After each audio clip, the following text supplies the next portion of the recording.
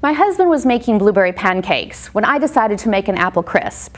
So I got out my apples and my fancy apple peeler, but the entire time I'm keeping an eye on what Daniel's doing, you know, in case he needs some help. Oh my goodness, did he ever?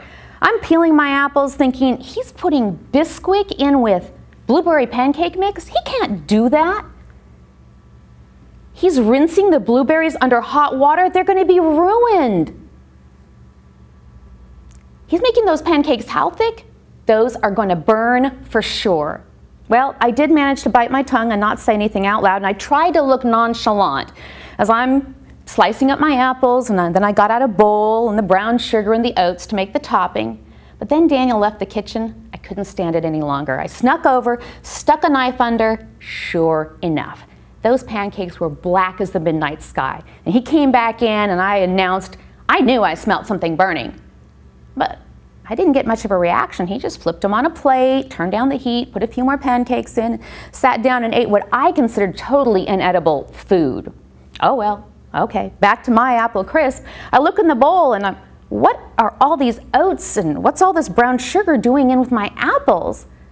And I suddenly realized that in my hypervigilant snoopervising of my husband's baking, I had totally lost the focus on my own project. Instead of making the topping in that second bowl with the brown sugar and oats, I had dumped the brown sugar and oats in with the apples and then started mixing. So my beautiful apples are all clumped up and with these gloopy glop of oatmeal and soggy clumps of sugar. Totally ruined.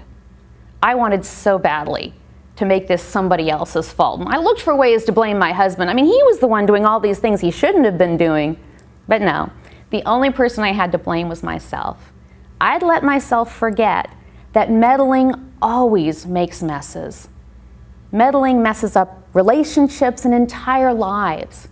And it turns out I'm not the only woman who's ever struggled with being a meddlesome me.